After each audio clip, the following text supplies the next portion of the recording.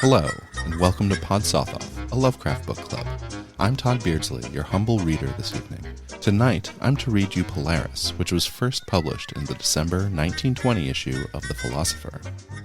Please be forewarned that this is a horror podcast, and so it might not be for everyone. As a warning, this short story includes descriptions of siderophobia, the fear of stars, a swampy cemetery, a mention of cannibalism, a confusion between waking and dreaming life, and many poorly pronounced fantastical place and race names. If these things are likely to bother you unduly, you are urged to skip this episode.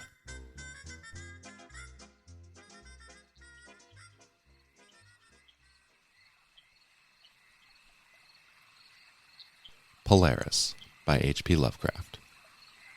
Into the north window of my chamber glows the pole star with uncanny light. All through the long hellish hours of blackness it shines there. And in the autumn of the year, when the winds from the north curse and whine, and the red-leaved trees of the swamp mutter things to one another in the small hours of the morning under the horned waning moon, I sit by the casement and watch that star. Down from the heights reels the glittering Cassiopeia as the hours wear on, while Charles's Wain lumbers up from behind the vapor-soaked swamp trees that sway in the night wind. Just before dawn, Arcturus winks ruddily from above the cemetery in the low hillock, and Coma Berenices shimmers weirdly far off the mysterious east. But still the pole star leers down from the same place in the black vault, winking hideously like an insane watching eye which strives to convey some strange message, yet recalls nothing save that it once had a message to convey. Sometimes, when it is cloudy, I can sleep.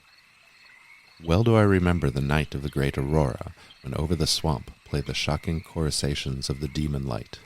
After the beams came clouds, and then I slept. And it was under a horned waning moon that I saw the city for the first time. Still and somnolent did it lie on a strange plateau in a hollow betwixt strange peaks. Of ghastly marble were its walls and its towers, its columns, domes, and pavements. In the marble streets were marble pillars, and the upper parts of which were carven into the images of grave, bearded men. The air was warm and stirred not, and overhead, scarce 10 degrees from the zenith, glowed that watching pole star. Long did I gaze on the city, but the day came not. When the red Aldebaran, which blinked low in the sky but never set, had crawled a quarter of the way around the horizon, I saw light and motion in the houses and the streets. Forms strangely robed, but at once noble and familiar, walked abroad, and under the horned waning moon men talked wisdom in a tongue which I understood, though it was unlike any language I had ever known. And when the red Aldebaran had crawled more than halfway round the horizon, there was again darkness and silence. When I awaked, I was not as I had been. Upon my memory was graven the vision of the city, and within my soul had arisen another and vaguer recollection, of whose nature I was not then certain. Thereafter, on the cloudy nights when I could sleep, I saw the city often, sometimes under that horned waning moon, and sometimes under the hot yellow rays of a sun which did not set, but which wheeled low around the horizon, and on the clear nights the pole star leered as never before. Gradually I came to wonder what might be my place in that city on the strange plateau betwixt strange peaks.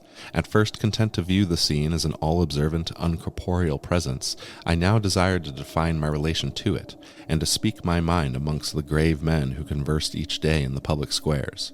I said to myself, this is no dream, for by what means can I prove the greater reality of the other life in the house of stone and brick south of the sinister swamp, and in the cemetery and the low hillock, where the pole star peers into my north window each night? One night, as I listened to the discourse in the large square containing many statues, I felt a change, and perceived that I had at last a bodily form. Nor was I a stranger in the streets of Olathe, which lie on the plateau of Sarkis, betwixt the peaks Noten and Cataphonic. It was my friend Alos who spoke, and his speech was one that pleased my soul, for it was the speech of a true man and patriot. That night the news had come of Diakos' fall, and of the advance of the Inutos, squat, hellish fiends who 5 years ago had appeared out of the unknown west to ravage the confines of our kingdom, and finally to besiege our towns. Having taken the fortified places at the foot of the mountains, their way now lay open to the plateau, unless every citizen could resist with the strength of 10 men. For the squat creatures were mighty in the arts of war, and knew not the scruples of honor which held back our tall, gray-eyed men of Lomar from ruthless conquest. Alos, my friend, was a commander of the forces on the plateau, and in him lay the last hope of our country. On this occasion he spoke to the perils to be faced, and exhorted the men of Olathe, bravest of the Lomarians, to sustain the traditions of their ancestors, who, when forced to move southward from Zobna before the advance of the great ice sheet, even as our descendants must someday flee from the land of Lomar, valiantly and victoriously swept aside the hairy, long-armed cannibal Nofkeks that stood in their way. To me, Alos denied a warrior's part, for I was feeble and given to strange faintings when subjected to stress and hardships. But my eyes were the keenest in the city, despite the long hours I gave each day to the study of the Nakadic manuscripts and the wisdom of the Zobnarian fathers. So my friend, desiring not to doom me to inaction, rewarded me with the duty that was second to nothing in importance. To the watchtower of Thapnin he sent me, there to serve as the eyes of our army. Should the Anutos attempt to gain the citadel by the narrow pass behind the peak Noten, and thereby surprise the garrison, I was to give the signal of fire which would warn the waiting soldiers and save the town from immediate disaster. Alone I mounted the tower, for every man of stout body was needed in the passes below. My brain was sore dazed with excitement and fatigue, for I had not slept in many days, yet my purpose firm, for I loved my native land of Lomar, and the marble city of Olathe that lies betwixt the peaks of Noton and Cataphonic.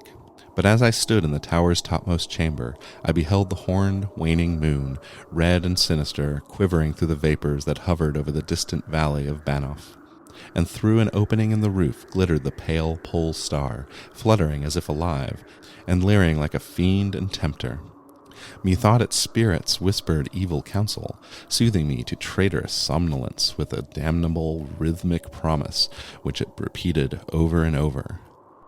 Slumber, watcher, till the spheres 26,000 years have revolved, and I return to the spot where I now burn.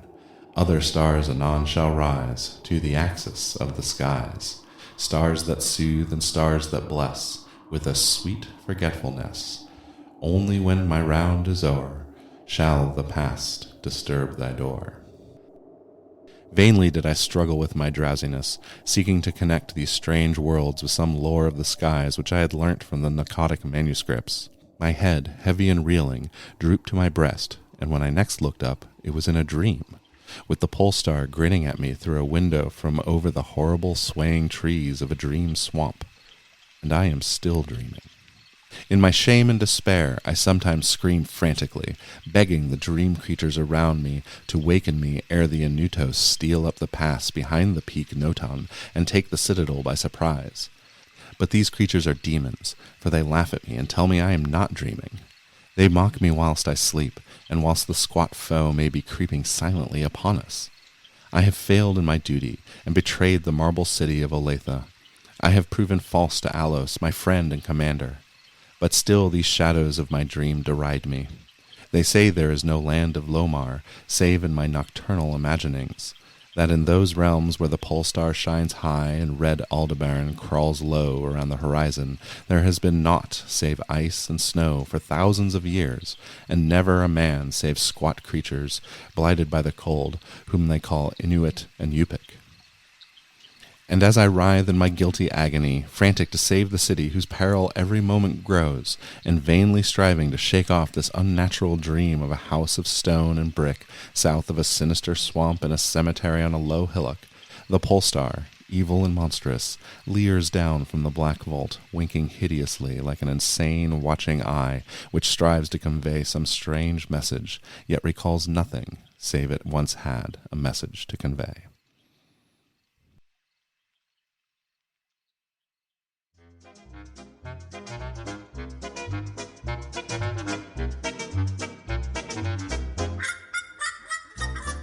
This has been Polaris by H.P. Lovecraft, first published in 1920. Thank you for listening to this reading, and catch Podsothoth's next episode where we discuss the story and its various influences and references. Until then, try to ignore the winking, insane pole star as it casts its baleful gaze upon you as you sleep.